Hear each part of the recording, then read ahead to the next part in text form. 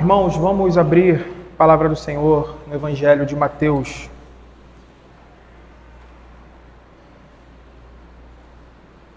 Capítulo 7 agora, seguindo a nossa exposição aí no Sermão do Monte.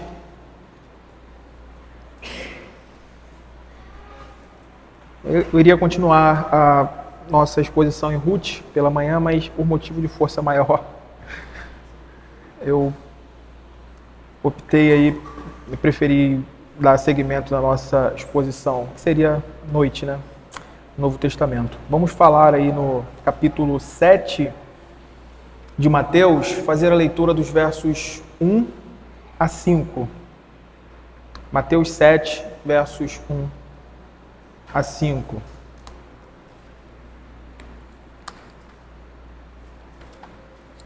Diz assim a palavra do Senhor: Não julgueis para que não sejais julgados, pois com o critério com que julgardes, sereis julgados. E com a medida com que tiverdes medido, vos medirão também. Porque vês tu o argueiro no olho de teu irmão, porém não reparas na trave que está no teu próprio? Ou como dirás a teu irmão, deixa-me tirar o argueiro do teu olho, quando tens a trave no teu? Hipócrita, tira primeiro a trave do teu olho, e então verás claramente para tirar o argueiro do olho de teu irmão. Palavra do Senhor. Vamos mais uma vez orar. Senhor Deus, contamos com a tua graça, Senhor. Contamos com a tua ajuda do teu Espírito, conduzindo os nossos corações, guiando-nos no entendimento, porque somos fracos. E certamente, ó Deus, dependendo de nós mesmos, perverteríamos o sentido e o propósito do texto. Ajuda-nos, ó Pai, a ouvir e também ajuda-nos, ó Deus, a expor a tua palavra com fidelidade. Oramos assim, gratos, em nome de teu Filho amado Jesus. Amém. Meus irmãos, diante do texto que nós lemos, nós podemos avaliar as circunstâncias, os tempos, os momentos, e claramente nós vivemos uma época onde as pessoas repetem com frequência esse trecho aqui inicial que nós acabamos de ler. Não julgueis. Diante de determinada situação, não vamos julgar, não julgueis. Não é? E geralmente isso é empregado, essa parte da Escritura normalmente pronunciada como uma forma de evitar qualquer correção, qualquer confronto contra os erros, quanto a determinadas práticas que se encontram, que são vistas nas vidas, né, no procedimento dessas pessoas. E aí, o que é muito comum no nosso meio é usar-se esse texto como um jargão: não julgueis, não julgueis. Mas o nosso ponto aqui é entender o que o Senhor Jesus realmente quis nos ensinar, quis dizer aqui, quando Ele inicia essa estrutura agora final do capítulo 7, do Sermão do Monte, melhor dizendo, com essas palavras, ou com esse princípio, para que então Ele desenvolva esse princípio, dando ilustrações e finalizando com uma aplicação devida. Então, o que nós podemos dizer a respeito dessa palavra do Senhor Jesus Cristo? Bom, alguns comentaristas divergem aí com relação a essa estrutura. Não vamos nos deter nisso, mas só tocarmos aqui nesses pontos, colocando como se não houvesse uma unidade temática no Sermão do Monte, já aqui a partir do capítulo 7. Eu vejo de uma forma diferente, que isso aqui está intimamente ligado ao todo do Sermão do Monte. Quando você analisa, quando você estuda o Sermão do Senhor de uma forma integral, quando você olha para ele como um todo. E aí vale aqui, de forma bem sucinta e rápida, nós fazermos aqui esse link, essa conexão aqui entre os assuntos, para que a gente entenda o propósito do Senhor agora aqui, ao entrar na última parte do seu sermão. Se os irmãos lembram, o Sermão do Monte, ele começa com a descrição do caráter do crente nas bem-aventuranças, certo? O Sermão do Monte, ele abre com essa descrição do crente em sua união com Cristo, o Senhor mostrando e dando as evidências dessas virtudes que o crente, agora unido a Cristo na sua nova natureza, tem e precisa evidenciar. E o Senhor, ele segue essa estrutura após o Sermão do Monte, falando do crente unido a Cristo, com essas virtudes, vivendo no mundo caído. E ele vai tratar aí da sua relação, ou da sua reação a esse mundo caído, a sua função no mundo, o seu propósito como sal e luz do mundo, testemunhando Cristo, trazendo essa realidade de preservação, mantendo então as coisas dentro desse propósito. E a parte seguinte do Sermão do Monte, ainda no capítulo 5, o Senhor, ele traz instruções específicas, começando aí pela relação do crente com a lei de Deus. Nós gastamos um tempo aí, essa sessão aí, ela é bem longa ali no capítulo 5, ela vai do verso 17 ao 48. O Senhor contrastando a interpretação falsa que se existia, que os fariseus colocavam de forma superficial, o Senhor trazendo o visto que foi dito, eu, porém, vos digo, estabelecendo o princípio da lei de Deus e como o seu povo deve se relacionar com essa lei, como um princípio de vida, como um princípio de santificação, como um princípio que conduz o crente a essa condição humilde para com Deus e para com o seu igual. E aí a gente entra no capítulo 6, do Sermão do Monte, que fala da vida de comunhão com o crente, a vida de comunhão do crente com o seu Pai Celestial, melhor dizendo. E aí nós vemos essa estrutura, o Senhor mostrando como o crente deve desenvolver a sua vida de piedade, a sua vida de oração, nas obras de justiça, assistindo os necessitados, no jejum. Nós vimos tudo isso aí, como esse relacionamento com o nosso Pai Celestial, então, deve nortear toda a nossa vida e toda a nossa relação, sabendo, e esse é um ponto que permeia todo o capítulo 6, tudo o que fazemos está sob os olhos atentos do nosso Pai Celestial. E aí o Senhor traz aos nossos olhos aqui o ensino de que não devemos fazer essas obras de piedade com o fim de ser visto e louvado pelos homens. E aí na última parte, que encerramos agora há pouco, o Senhor vai tratar sobre, nos versos finais aí de 19 a 39, do capítulo 6, o Senhor vai tratar sobre o perigo do mundanismo, ou seja, dessa ansiosa solicitude pela vida, de viver para as coisas, de viver para conquistar esse mundo para si. Isso às vezes nós pontuamos isso às vezes nos leva a uma condição de incredulidade na boa mão de Deus, na providência de Deus, nos leva a uma vida como a dos ímpios. Lembra como o Senhor fala, olha, por que vocês andam ansiosos por essas coisas, pelo comer, pelo beber, pelo vestir? Os ímpios é que andam atrás dessas coisas, os ímpios que brigam por isso, os ímpios que andam desesperados para que eles possam se sustentar de uma forma ou de outra. Mas o vosso Pai Celestial, Ele sabe o que vocês precisam. Então essa sessão aí, o capítulo 6 se encerra dentro desse ensinamento da confiança na bondade e da providência do nosso Senhor. E agora, no capítulo 7 do Sermão do Monte, na última parte, o Senhor vai tratar então sobre A prática, presta bastante atenção nisso, porque isso vai nortear aqui toda a exposição do capítulo 7 e a conclusão do Sermão do Monte. O Senhor ele está preocupado aqui na prática da verdadeira justiça e a conduta ética do reino de Deus. E isso é muito interessante, porque embora isso é resumido, isso pode ser resumido no ensino prático do Senhor como a ideia de julgamento, de juízo. O capítulo 7, ele está tratando, ele está todo amarrado em torno da realidade de juízo, que é um termo que vai englobar aí todo o capítulo 7.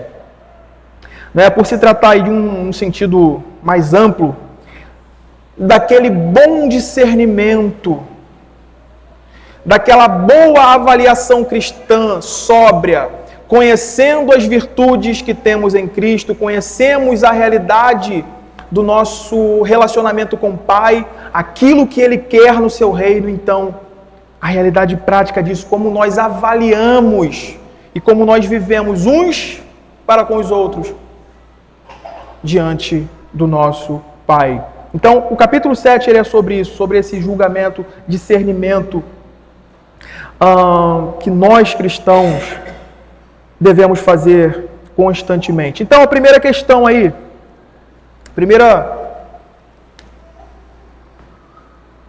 questão que nós precisamos tratar aqui e desenvolver é o que não significa não julgueis aqui no texto. Primeira coisa, a gente precisa dizer o que não significa não julgueis. Verso 1, não julgueis, e aqui nós temos o princípio, tá? O Senhor aqui ele segue essa estrutura que ele usa muito no Sermão do Monte. Ele lança um princípio, e então ele explica isso, e às vezes ele traz ilustrações, já é o caso aqui, bem claras diante dos nossos olhos. Verso 1, o Senhor diz, não julgueis para que não sejais julgados. Então a primeira coisa que a gente precisa estabelecer aqui é que Jesus não está proibindo todo julgamento, qualquer tipo de julgamento. Jesus não está aqui proibindo qualquer tipo de julgamento, de discernimento moral ou correção fraterna. Ele não está proibindo isso. E por que é importante nós começarmos negando aqui ou pontuando que o Senhor Jesus não está nos ensinando? Porque uma palavra-chave, meus irmãos, uma palavra-chave que marca os nossos dias é tolerância. Tolerância. Vocês têm que ser mais tolerantes. Ou às vezes o contrário, vocês são muito intolerantes. E aí, com esse discurso e com essas falas que nós constantemente somos rodeados aí no nosso tempo, é nos dito que nós devemos tolerar ideias, palavras e ações de todos os segmentos da sociedade. E isso aí, meus irmãos, inclui, por exemplo, união de homem com homem, mulher com mulher, homem com animal, e todas as atrocidades que você pode imaginar aí, o tipo de conceito feminista, né? E pasme, né? Às vezes no nosso ambiente de trabalho ou em alguma circunstância que a gente está envolvido ali, até aquela realidade de você não pode falar de Deus para não ofender o ateu. Você tem que manter ali, então você seria um cara intolerante, uma pessoa extremamente intolerante se você traçasse um juízo sobre determinado comportamento imoral de determinada pessoa. Né? Então, uma palavra que marca a nossa era, o nosso tempo aqui, é exatamente essa palavra, tolerância. Mas especificamente, falando do meio religioso, a ideia de tolerância tem levado denominações inteiras a abraçarem o ecumenismo. Sabe o que é ecumenismo? É um tipo de diálogo interreligioso. É um tipo de uma tentativa, uma espécie de tentativa de abraçar, de se relacionar, de ter, sabe, aquele namorozinho, aquele desenvolvimento de, entenda, né, comunhão com todos os tipos. A ideia que está por trás disso é essa tolerância com o erro. É a tolerância com aquilo que é contrário à palavra de Deus. É a tolerância com aquilo que é contrário à lei de Deus. E que fere os princípios absolutos da palavra de Deus. Mas com discurso, e presta bastante atenção nisso, normalmente o que está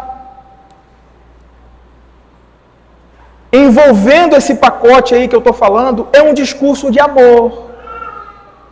Eu li um livro, estudando aqui para esse sermão, eu li um comentário falando sobre esse aspecto de uma análise ao longo dos tempos sobre o evangelismo no mundo.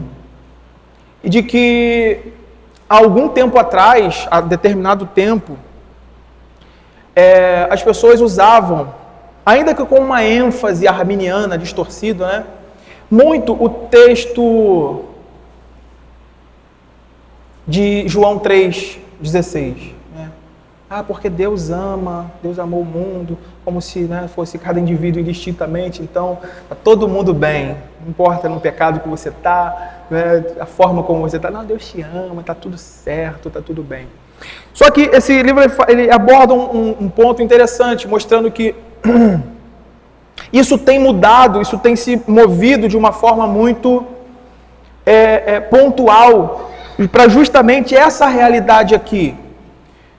E o que está por trás disso é justamente isso, a depravação do coração humano, cada vez mais se mostrando, assim, sabe, antes era uma coisa mais velada, mais, sabe, existia certo pudor, entenda, a coisa está se avolumando de tal forma que as pessoas precisam criar meios, mecanismos de anestesiarem a sua consciência e elas usam a palavra de Deus. Elas correm atrás de meios que estabilizem o erro, que deem certa credibilidade e fundamentação para o erro.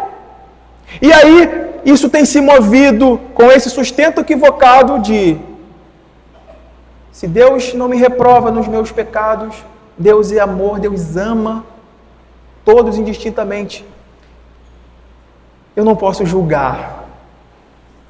Aí pegam esse texto que a gente acabou de ler, não julgueis para que não sejais julgados. Viu? Que mal tem o fulano querer tá na igreja, ele está na igreja, mas que mal tem ele ter um conceito feminista? Ele está todo domingo na igreja, poxa. Que problema tem o fulano ali querer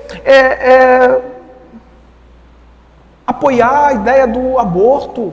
Que problema tem o fulano abraçar os princípios esquerdistas? Vocês são muito intolerantes. Vocês são muito cruéis. Está faltando amor na igreja. Eu já ouvi isso. Está faltando amor. Mais amor e menos julgamento. Já ouvi isso. Eu já ouvi isso. Então, o meio religioso, o meio cristão hoje tem entregado a igreja a essas distorções com esse diálogo. Eu nunca esqueço de um professor meu que ele falava isso, né? Que esse discurso de amor, esse discurso de comunhão. E aí ele dizia: com esse discurso, essas pessoas sacrificam a verdade do Evangelho no altar da unidade, da comunhão. Com esse discurso, elas sacrificam o Evangelho, sacrificam a verdade e jogam fora todo o Evangelho de Cristo em prol dessa unidade.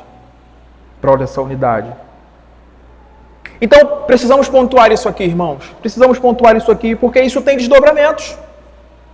tá? Pensar dessa forma é pensar como o mundo pensa. E isso tem desdobramentos práticos na vida da igreja. Acha que não? Tem.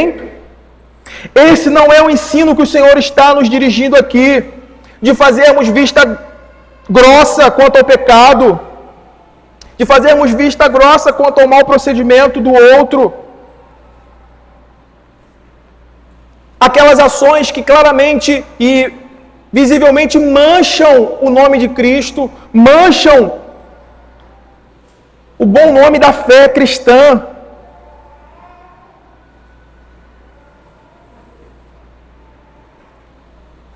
Precisamos entender essa realidade. Na verdade, há uma virtude, e esse é o ponto que nós vamos desenvolver mais à frente, mas aqui é importante pontuarmos isso. Há uma virtude pela qual o homem observa os caminhos dos outros. Mas desde que orientado por um objetivo bom e piedoso, a saber, o objetivo de corrigi-lo, de reformá-lo em suas faltas e promovê-lo quando ele faz o bem. Então há um sentido bom, há uma virtude nisso. Precisamos entender essa realidade, meus irmãos. Como cristãos, nós, cada um aqui, é chamado para discernir o espírito desse mundo de acordo com a reta justiça, não de acordo com a sua opinião, porque ela é manchada. Cada cristão é chamado para discernir o seu tempo, discernir essas realidades de acordo com a reta justiça. Avaliar e julgar segundo o padrão de justiça que procede de Deus, a sua palavra revelada. Mas esse pensamento se infiltrou na igreja, ele tem se infiltrado na igreja. E aí os presbíteros, o pastor vai entender isso de uma forma mais ampla. Por que quando, em determinadas situações que a gente toma conhecimento de má conduta, de um comportamento ímpio, de um comportamento claramente pagão, nós não ouvimos falar em disciplina? Não há disciplina, não há correção, não há confronto. O que está por trás? Esse pensamento. E aí, meus irmãos, isso é uma cascata, né? Aí se aceita o erro, se aceita um estilo de vida pecaminoso, o padrão de moralidade cai, o padrão de santidade da igreja cai lá no chão. E aí é escândalo atrás de escândalo. Sabe, é uma cascata, abre-se a porta e vai. Né? Nós precisamos olhar isso, nós precisamos observar isso. Julgar retamente é um chamado bíblico e essencial à vida cristã. Porque, meus irmãos, é através do julgamento reto que a verdade é estabelecida, que a justiça é estabelecida, onde se nega o erro, onde se refreia o pecado, onde se refreia o mal. E é onde se promove a justiça, é onde se promove a equidade, a retidão, a santidade de vida, que é aquilo para o qual Cristo nos redimiu, que é aquilo para o qual nós fomos chamados, separados e unidos a Cristo, como começa o Sermão do Monte, as virtudes dos filhos de Deus. Nós somos chamados a isso. É por isso, abra sua Bíblia lá em João, capítulo 7. E é interessante sempre procurarmos esse amparo, esse sustento. Por quê? Existe esse princípio hermenêutico, esse princípio de interpretação. A Bíblia afirmando a Bíblia interpretando a Bíblia. Ela se estabelecendo como palavra de Deus, inerrante, infalível e suficiente. Mateus capítulo 7, verso 24, veja o que temos. Jesus diz, Mateus 7, 24, não julgueis segundo a aparência. E o que vem em seguida? mas julgai segundo a reta justiça. Esse princípio que o Senhor estabelece aqui não é contrário àquele. Então é isso que temos estabelecido, é isso que temos muito bem claro diante de nós. Portanto, estas palavras do Senhor, Jesus, não contêm uma proibição absoluta de julgar, mas essa palavra eu achei muito interessante, parafraseando Calvino aqui, né? O que Calvino desenvolve no seu comentário. Esse trecho aqui, ele destina-se a curar uma doença que parece natural para todos nós. E ele diz, pois é muito comum olharmos para os nossos pecados com olhos caridosos e benevolentes, e para os dos outros com uma severa censura condenatória. Então o propósito aqui é esse, é de frear essa doença nossa, natural, da nossa natureza pecaminosa, para que então possamos usar a reta justiça para avaliar, trazer critérios justos para avaliar, para descobrir o erro, deixar ele claro e tratar o pecador, tratar o impenitente, tratar aquele que se desvia do bom padrão da justiça. Então aqui nós temos exatamente isso, estabelecendo o princípio, verso 1 a 4, leia comigo em Mateus 7. O Senhor aqui está estabelecendo esse princípio e dando aí ilustrações que deixam isso muito evidente diante de nós. Como deve ser o nosso julgamento, como não deve ser e como deve ser o nosso julgamento segundo a justiça. Verso 1, não julgueis para que não sejais julgados. Estabeleceu. E aí vem, pois com o critério com que julgardes, sereis julgados. E com a medida com que tiverdes medido, vos medirão também. Por que vês tu, e aí vem a ilustração, né? Por que vês tu o argueiro no olho de teu irmão, porém não reparas na trave que está no teu olho, no teu próprio, não é? Ou como dirás a teu irmão, deixa-me tirar o argueiro do teu olho, quando tens uma trave no teu?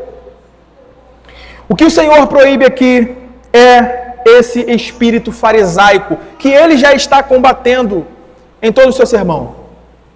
Esse espírito farisaico que julga com hipocrisia,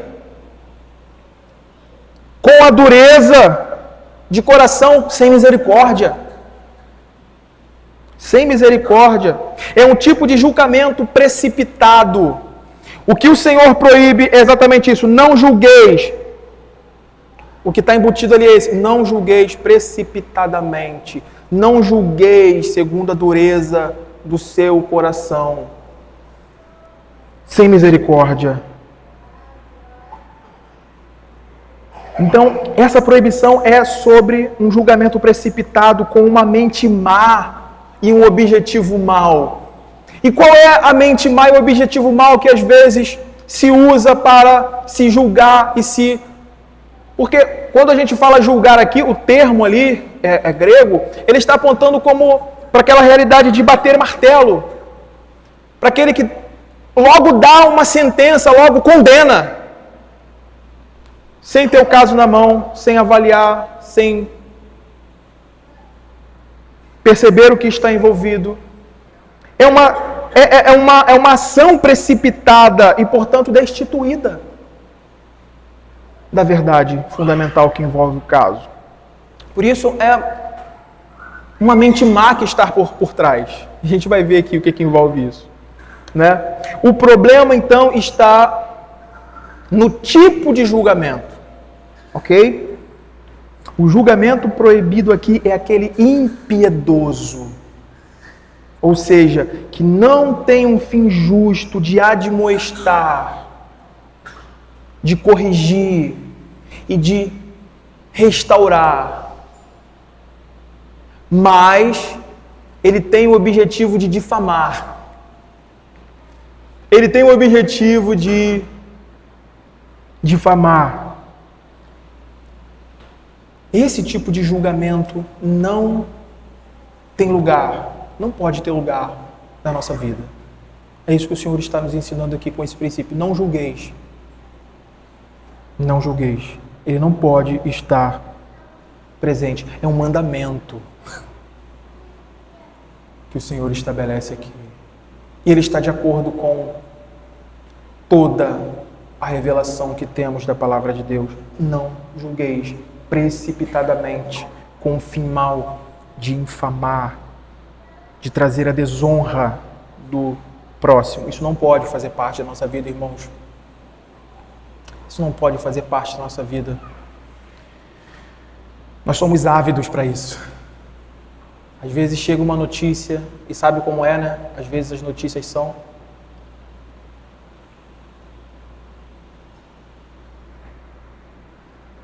E mais que depressa a gente...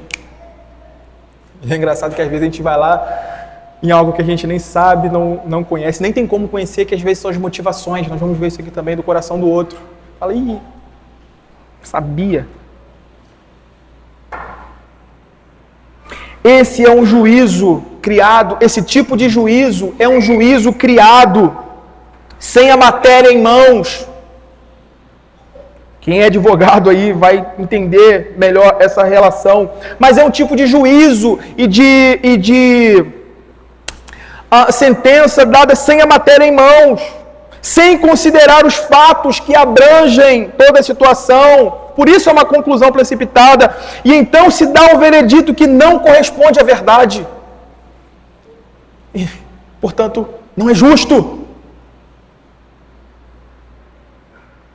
Isso normalmente, veja como é interessante o que está por trás disso. Isso normalmente está ligado a um coração orgulhoso de quem faz isso. Um coração orgulhoso que tem mais interesse em ser visto e louvado por sua justiça aparente, né, por ser como que um justiceiro,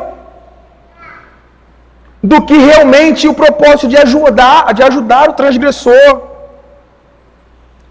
E é por isso que ele se promove através do suposto juízo que lançou. Ele se promove em cima disso. Esse julgamento precipitado aqui, ele é proibido porque ele é feito de forma superficial e egoísta. Não tendo nenhum apreço pela glória de Deus e do outro, pela honra do seu igual. Portanto, é um tipo de julgamento ímpio, pois ele é destituído do fundamento da justiça e piedade procedentes de Cristo. É um julgamento ímpio. O ímpio age assim. E aqui é justamente essa conclusão do Sermão do Monte, onde o Senhor veio desenvolvendo tudo o que diz respeito à vida cristã, ligada e unida a Cristo, e os princípios que regem esse reino. Nós não podemos ser como eles são. Nós não podemos agir pelo impulso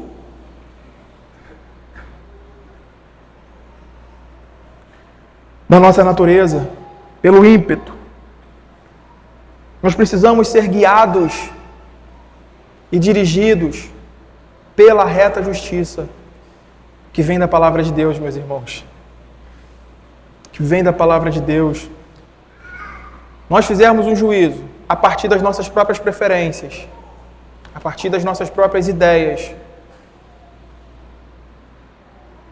Em muitas situações nós estaremos caindo nessa relação que o Senhor nos dá aqui.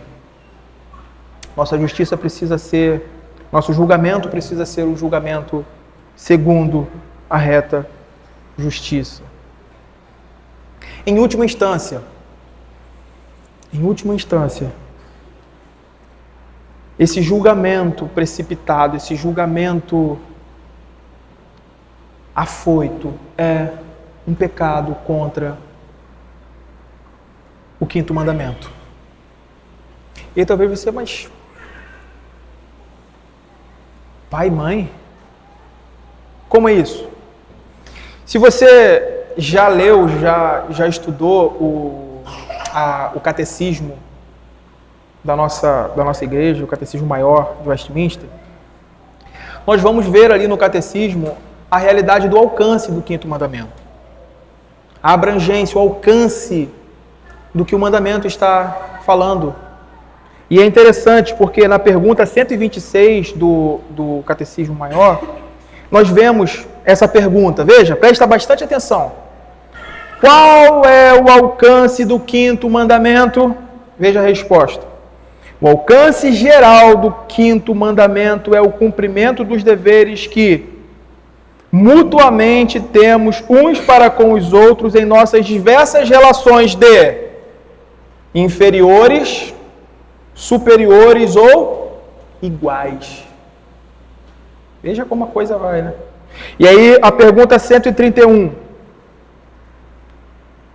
Quais são os deveres dos iguais? Resposta. Os deveres dos iguais são considerar a dignidade e o merecimento uns dos outros, tendo cada um aos outros por superiores, e regozijar-se nos dotes e na exaltação uns dos outros, como de si mesmo. Mas aí agora vem os pecados, né? Quais são os pecados? Pergunta 132. Dos iguais. Veja, os pecados dos iguais são, além da negligência dos deveres exigidos, a depreciação do merecimento, a inveja dos dotes, a tristeza pela prosperidade uns dos outros e a usurpação da preeminência de uns sobre os outros. Quando nós olhamos o que o Senhor diz aqui em Mateus 7, e como os nossos pais, como os redatores, aqueles que trabalharam nesse documento, que fundamenta e solidifica a nossa fé, entenderam isso, nós vamos perceber claramente isso. O que o Senhor está aqui fazendo mais uma vez no seu sermão é distinguindo o seu povo dos demais homens hipócritas. Distinguindo o seu povo daqueles homens hipócritas. Por aquilo que ele lança lá no capítulo 5, verso 20. A justiça de vocês deve exceder e muito a dos escribas e fariseus. Ele está distinguindo aqui a forma como nós, como seus discípulos, unidos a Cristo, devemos pensar sobre o nosso irmão e julgar aquilo que vemos, aquilo que é feito pelo nosso irmão. Isso importa diante de Deus. Isso importa diante de Deus. Não pense você que isso é apenas um pecado, isso é apenas algo contrário à lei de Deus, se você agir na prática. Lembra que o coração e as nossas motivações são importantes em todo o escopo que temos aprendido aqui. Em toda a interpretação da lei, quando o Senhor vai fazendo, ouviste o que foi dito? Não matarás. Eu, porém, vos digo, se você odiar o seu irmão, você já matou ele no seu coração. Aquilo que o juízo que nós traçamos em nosso coração é pecado se ele não estiver de acordo com a reta justiça de Deus. É pecado. E o Senhor aqui está nos distinguindo. Nós somos diferentes do mundo. Nós somos diferentes dos homens hipócritas.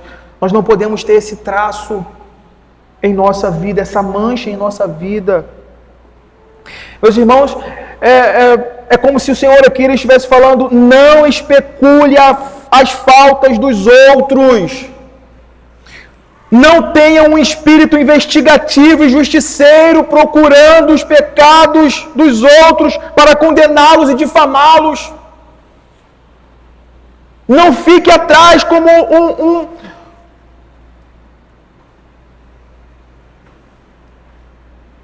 uma perícia investigativa, com a lente ali.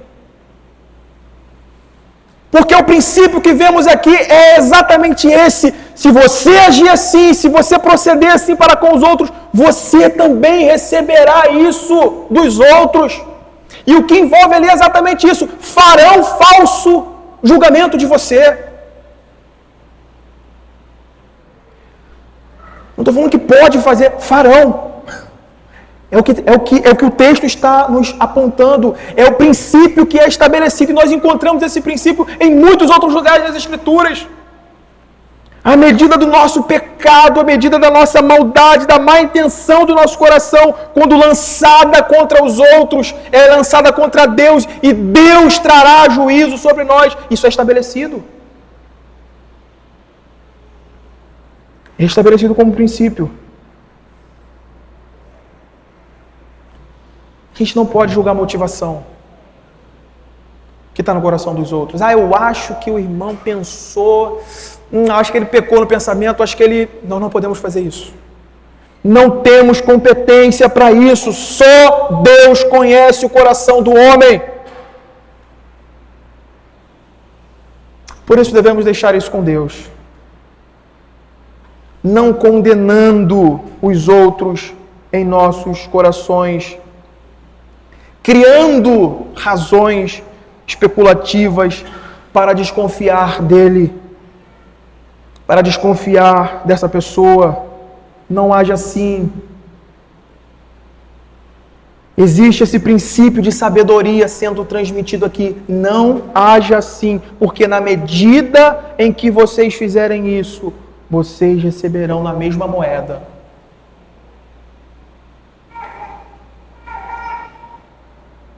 Não hajam assim. E o que sustenta isso diante do ensino bíblico, da teologia bíblica, abra 1 Coríntios 4, verso 5.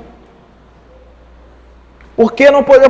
Por quê? Mas pareceu que ele pensou isso, pareceu porque ele, em determinado momento, parece que deu. Só Deus conhece o coração do homem. A não ser que isso seja algo evidente, claro. Não temos competência para julgar o coração e as motivações do outro. 1 Coríntios capítulo 4, verso 5. Portanto, nada julgueis antes do tempo, até que venha o Senhor, o qual não somente trará à plena luz as coisas ocultas das trevas, mas também manifestará os desígnios dos corações, e então cada um receberá o seu louvor da parte de Deus. Mas veja que interessante. Na pergunta 145, pergunta 145 do nosso catecismo, dos pecados proibidos no 9º mandamento. Está, resumindo porque é bem grande, tá? Eu resumi bem curtinho aqui. Diz: preste bastante atenção, pergunta 145, leia depois na íntegra do 9º mandamento. Pecados proibidos. A descoberta desnecessária das fraquezas de outrem, as mais suspeitas, regozijar-se com a desgraça ou com a infâmia de alguém. Esse é um sentimento que não pode estar em nossos corações. Essa ânsia desnecessária em descobrir as fraquezas dos outros. Para quê? O que nos motiva a isso? O orgulho. O orgulho. O sentimento de autojustificação. Esse sentimento farisaico de autojustificação. Né? Nossa postura, meus irmãos, precisa ser... E aí entenda, tá? Entenda. Nós abrimos aqui a exposição do sermão falando sobre isso. Então, não ultrapasse essa linha, tá? De ir para o outro lado. como, vamos tolerar então. Não. Mas a nossa postura precisa ser uma postura de graça, de confiança e boa fé em nossos irmãos, até que eles deem evidência do contrário. Nossa postura precisa ser uma postura de fé, de confiança, de boa confiança. Porque fazendo isso nós estamos promovendo a honra do próximo. Nós estamos promovendo a justiça. Se ele pisar fora da linha, se ele trair isso, é com ele e Deus. E isso fica claro, isso fica evidente. É o nosso dever ir até ele. E então, com graça, com amor, é trazer a verdade, como diz Efésios, a verdade em amor.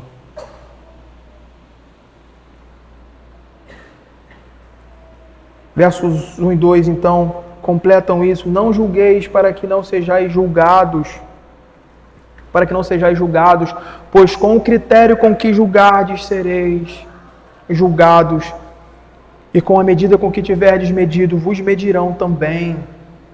O Senhor estabelece esse princípio no verso 1, e Ele amplia isso no verso 2, ainda que com uma fraseologia diferente, pouco diferente, e Ele conclui isso, essa ilustração, esse ensino desse princípio, com uma vívida ilustração, nos versos 3 e 4. Nos versos 3 e 4. Porque vês tu o argueiro no olho de teu irmão, porém não reparas na trave que está no teu próprio? Ou como dirás a teu irmão, deixa-me tirar o argueiro do teu olho, quando tens a trave no teu? O ponto aqui é bem simples e prático. Eu estava ali, estudando, olhando, meditando sobre isso, mas não temos que enfeitar. O ponto aqui é bem simples e prático. E o padrão é esse. O critério ou o padrão de julgamento que aplicarmos com os outros será aplicado da mesma forma conosco. É isso que o Senhor está nos ensinando aqui. Ou seja, se o nosso julgamento for um julgamento sem misericórdia, então seremos julgados sem misericórdia. Se nós formos conhecidos como essas pessoas que na menor cogitação já saímos de forma ávida a declarar sentenças assim, na menor oportunidade que dermos, as pessoas farão o mesmo. Deus, em sua providência, conduzirá isso para que nós sejamos humilhados e vejamos o nosso pecado, o que deveríamos ter visto antes de traçarmos determinado juízo contra o nosso irmão. O propósito aqui é esse que nós vamos falar aqui. O propósito aqui é esse, do julgamento cristão. Então, se agirmos sem misericórdia para com os outros, igualmente receberemos um juízo sem misericórdia. E o contrário também é verdade. O contrário também é verdade. Se o nosso julgamento for com bondade, nós seremos julgados e tratados com bondade. Veja, e como isso se completa, abra o paralelo desse texto aqui lá em Lucas. Lucas capítulo 6.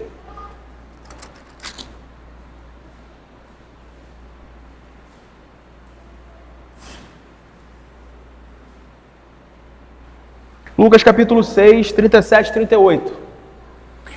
Olha como o autor aqui, ele coloca com essas palavras que dão ênfase a a esse princípio. Verso 37, capítulo 6 de Lucas. Não julgueis e não sereis julgados. Não condeneis e não sereis condenados. Perdoai e sereis perdoados. O princípio é esse. O princípio estabelecido aqui é esse. Ainda, no texto da palavra do Senhor, abra Tiago, capítulo 2. Tiago, capítulo 2.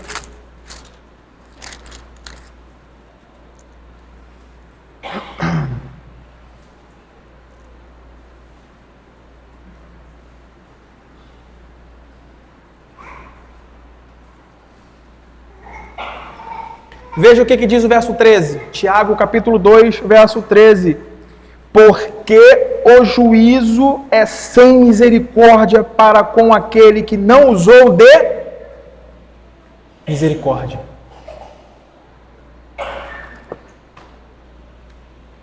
Esse princípio, meu irmão, você vai encontrar ele nas Escrituras ilustrado pela vida de muitos homens que agiram como esse homem justiceiro precipitadamente, sem avaliar primeiro o seu coração, sem avaliar primeiro a sua natureza pecaminosa, ele lança sobre os outros um juízo precipitado. Esse é um ponto, meus irmãos, aqui muito instrutivo a cada um de nós. Porque eu tenho certeza que nós gostamos de ser tratados com graça. Cada um aqui gosta de ser tratado com graça, com bondade, com misericórdia. Mas o ponto é que muitas vezes nós agimos contrário a isso com os outros. Às vezes nós não agimos com graça, não agimos com misericórdia. E aqui o Senhor está nos ensinando exatamente isso. Nós devemos nos lembrar que esse princípio sempre nos perseguirá. Se somos julgadores precipitados, ávidos por infamar, por depreciar a honra do próximo, tenha por certo que isso virá na mesma medida sobre nós. Não espere algo diferente. O julgamento recai sobre quem julga. O tipo de julgamento recai sobre aquele que está proferindo aquele tipo de julgamento. E agora, caminhando aí para a conclusão do sermão, é interessante como o Senhor ele ilustra isso. Ele ilustra esse ensino nos versos 3 e 4. Por que vês tu o argueiro no olho de teu irmão, porém não reparas na trave que está no teu próprio? Ou como dirás a teu irmão, deixa-me tirar o argueiro do teu olho, quando tens a trave no teu? Isso aqui é muito interessante, irmãos, porque o Senhor nos mostra aqui algo extremamente significativo no que diz respeito ao uso bíblico de julgamento. Ele nos mostra algo aqui muito importante e significativo para nós, que é, presta bastante atenção nisso, no mal do meu irmão,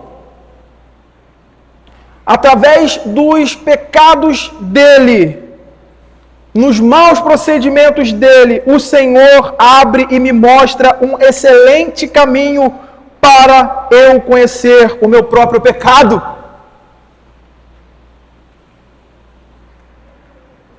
O ponto aqui é esse. O ponto central dessa sessão é exatamente esse. Quando observamos o pecado em nós mesmos, repare isso, preste atenção nisso, dificilmente consideramos a atrocidade deles. Nós interpretamos as nossas falhas, os nossos pecados, na maioria das vezes, de maneira tranquila. Nós sempre avaliamos da melhor maneira possível os nossos pecados. Mas, na maioria das vezes, nem sequer nomeamos ou chamamos o pecado de pecado. Já reparou isso? Às vezes a gente chama, sei lá, determinado pecado como, é um engano. A gente dá outro nomezinho mais bonito. Foi uma má decisão. Mas nunca a gente... Mas porque a gente está tratando do nosso pecado. Das nossas faltas. Das nossas faltas. Às vezes nós não vemos essa dimensão. Mas quando isso é na vida do outro, a mesma coisa que nós acatamos em nosso coração como ínfimo, quando vemos isso, identificamos na vida do outro, que vergonha. Eu teria vergonha. E aí nós temos um exemplo clássico aí na Escritura. Abra 2 Samuel 12. Um exemplo clássico dessa avaliação. 2 Samuel 12, 5. É o caso de Davi ali, né? Conhecido caso de Davi, em que o profeta é enviado por Deus para confrontar o seu pecado. É uma ilustração aqui clássica disso aqui. E quando chega lá, ele faz uma avaliação como? Precipitada. Ele vem contando ali o caso por meio de uma parábola, e quando ele termina a parábola, Davi pula logo, ele dá um salto, ele diz, verso 5, então o furor de Davi se acendeu sobremaneira contra aquele homem, o que estava sendo ilustrado ali pela parábola. E diz Natã, tão certo como vive o Senhor, o homem que fez isso deve ser morto, e pela cordeirinha restituirá 4 vezes, porque fez tal coisa, e porque não se compadeceu. O profeta vira para ele, esse homem é você, Davi. Você imagina a situação, agora se coloca no lugar de Davi. Ou você acha que a gente não faz isso? Fazemos.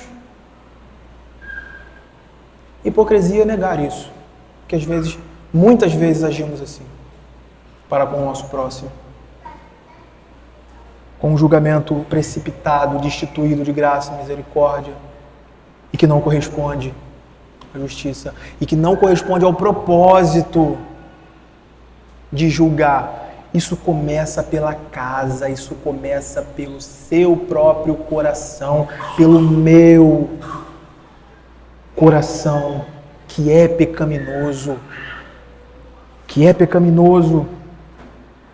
Aqui o Senhor nos ensina, e veja como isso é instrutivo. O Senhor nos ensina a reconhecer os nossos próprios pecados, a observá-los na pessoa dos outros e aprender a julgá-los em nós mesmos, com a mesma rigorosidade com que julgamos nos outros. Nós devemos ter esse rigor, nós devemos ter esses olhos ávidos para com a nossa vida, em tratar o nosso coração, em vasculhar a nossa alma, as nossas intenções, os nossos maus pensamentos, nossos maus propósitos. O Senhor nos ensina a olhar, e ao olhar, ver determinado pecado, julgá-los em nós. Irmão, a primeira coisa, entenda isso, a primeira coisa que o pecado dos outros deveria produzir em nós é esse senso de reflexão sobre a nossa natureza, sobre o que nós temos a capacidade de fazer, sobre o que nós às vezes fazemos, mesmo diante da luz do Evangelho que nos é dada. Nós deveríamos olhar os nossos pecados nos outros e aí voltarmos ao nosso próprio coração e aprender a julgá-los com o devido rigor, com a devida medida, sem procurar tratá-lo como algo insignificante, às vezes até desconsiderá-lo como pecado. E aí, caminhando para o fim, veja, nós não somos proibidos aqui de tirar o cisco nos olhos dos outros. Entenda isso. Nós não somos proibidos de julgar retamente, de corrigir o irmão, de procurá-lo quando algo for claro, quando algo for pronunciado. Nós somos proibidos de olhar para os pecados dos outros como hediondos, como monstruosos, enquanto nós temos abrigado em nosso coração pecados maiores do que aqueles que enxergamos nas vidas dos nossos irmãos. Veja que interessante. Os termos que o Senhor Jesus emprega aqui para trave e cisco é bem interessante, né? Cisco aqui, ele usa ali algo que era comum no seu tempo, naquela sociedade, com relação à carpintaria, né? Ele está falando de uma trave, como se fosse aquela viga que sustenta a estrutura do telhado. É algo grande, é algo bem... tem uma grande presença, né? Forte e bem firme. Enquanto o cisco aqui que ele usa, né? o argueiro aqui, seria aquelas partículas menores da serragem. Veja como isso você já nos instrui. Já nos instrui. Então, o cisco aqui está relacionado a pecados menores. Entenda isso, tá? Entenda isso. Menos notórios, de pequena dimensão, como pecados de ignorância, de indecisão, enquanto trave diz respeito a pecados mais notórios e reinantes no coração do homem, que ferem a consciência e maculam a moral cristã e trazem vergonha ao Evangelho, algo alarmante, mas entenda isso, né? Dentro dessa realidade que a gente sempre pregou e sempre ensinou, todo pecado, ele tem como consequente morte, condenação, certo? Não existe pecadinho e pecadão. Mas o Senhor aqui, de alguma forma, ele estabelece essa relação de trave e de argueiro, de um cisco, de uma partícula muito ínfima e pequena. Eu achei muito interessante o exemplo que Sproul deu com relação a isso, né? Todo pecado ele merece essa condenação. Mas o ponto aqui é esse: o Senhor Jesus ele está comparando como se fossem dois homens. E veja a diferença. A diferença de um homem, pecado ele tem esses graus, né? Embora todos sejam odiosos diante de Deus, mas ele deu esse exemplo muito interessante. Imagina um homem mergulhando num canal, né? Ali, e esse homem mergulhando em um mar profundo, em alto mar. Graus, tem consequências, incorrem outras consequências. Mas isso precisa ser tratado dentro da sobriedade cristã, dentro de todo o princípio que as Escrituras nos ensinam. Então, esses dois versos, 3 a 5 aí,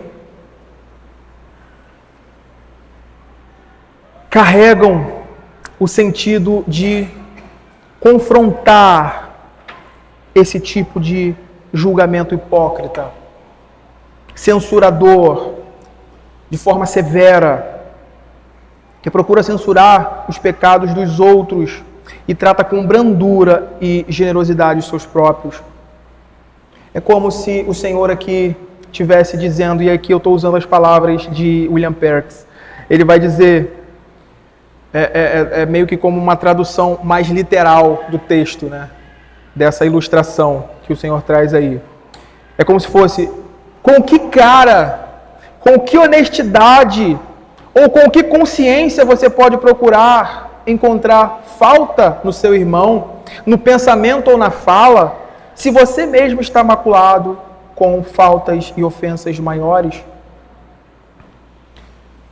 Nós devemos, irmãos, submeter o nosso coração a esse exame constante.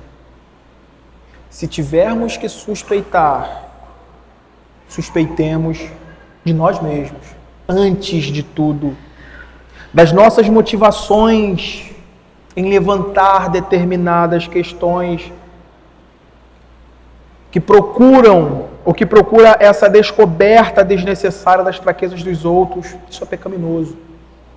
Nós precisamos, então, submeter o nosso coração a essa suspeita. Eu estou levantando isso, eu estou trazendo esse juízo com qual fim? Qual é a motivação do meu coração? Como anda a minha vida? Como anda o meu coração diante de Deus?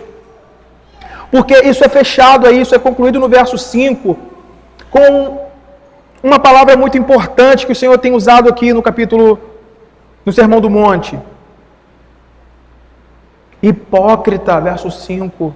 Tira primeiro a trave do teu olho, então verás claramente para tirar o argueiro do olho do teu irmão. Consenso aqui é que o Senhor está se referindo em primeira instância aos fariseus. Lembra desse embate constante com os fariseus, os fariseus escribas, os quais são descritos lá em Lucas como aqueles homens que confiavam em si mesmos e desprezavam os outros.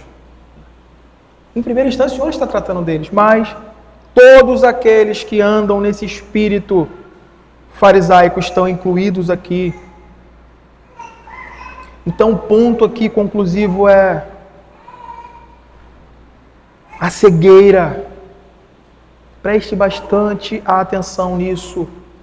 A cegueira, a dureza, a autojustiça em nosso coração nos impede e nos desqualifica para fazermos esse trabalho de tirar o cisco no olho do nosso próximo. É essa cegueira nossa de avaliar o nosso próprio coração e de ver como estamos, essa dureza, essa autojustiça de acharmos que nós já somos alguém, né? É ela que nos desqualifica, essa cegueira nos torna hipócritas e, portanto, falsos em nosso julgamento. Imagina, meus irmãos, para a gente fechar aí.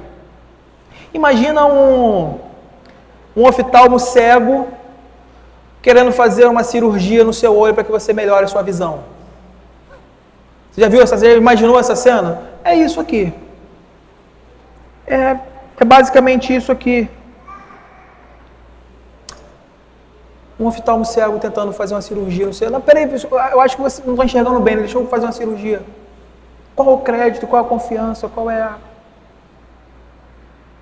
Não se disponha, meu irmão, a ser um oculista espiritual, estando cego.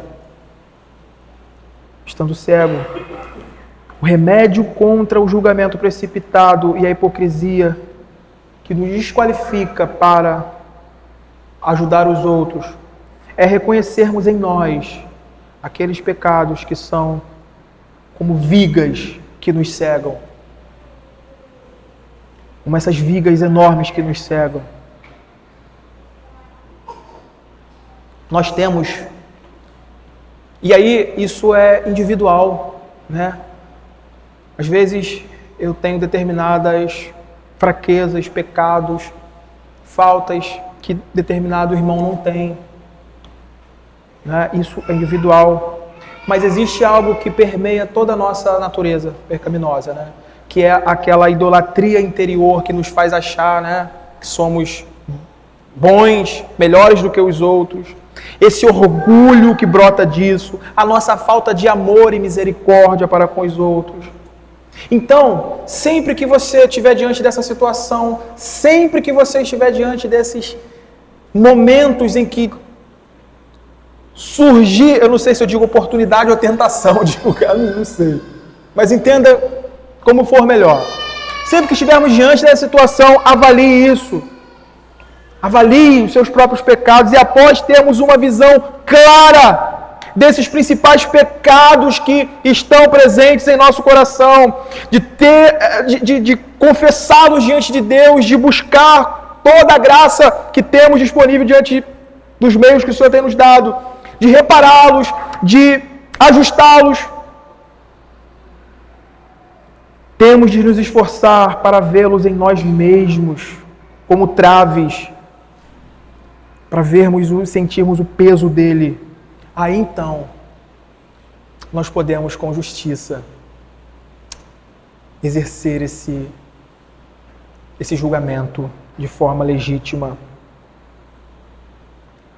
Mas se esses pecados não forem tratados como deveriam ser em nosso coração, se eles não são percebidos em alguma medida em sua vida,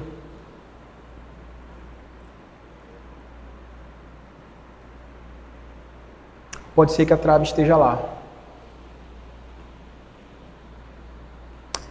É necessário que ela seja removida antes. E eu encerro, meus irmãos, com esse conselho. Porque tem muita coisa envolvida aqui, viu? O modo de proceder para se retirar o cisco do olho do outro.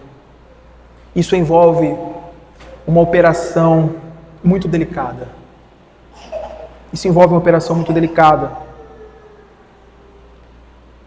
Nossos olhos são sensíveis, não são? O Senhor usa aqui exatamente os exemplos mais significativos por isso. Os nossos olhos são algo delicado. A mínima luz ou toque pela borda do olho, nós já incomoda, já traz desconforto, já traz dor. Transferindo isso para termos espirituais, entenda aí, né? Nós estamos tratando com uma alma. Entenda bem isso. Nós estamos tratando com uma alma e você vai tocar na porção mais sensível de uma pessoa. Seja humilde. Seja humilde, seja cheio de compaixão, seja consciente do seu próprio pecado, da sua indignidade. E que quando alguma mácula no caráter de alguém for encontrada, longe de se precipitar, avalie tudo isso. Lamente e procure no Senhor ajudar a promover essa pessoa a um estado de reparação. Porque o ponto que está em jogo aqui é: se você vê um irmão, é um irmão. Nós estamos caminhando entre irmãos.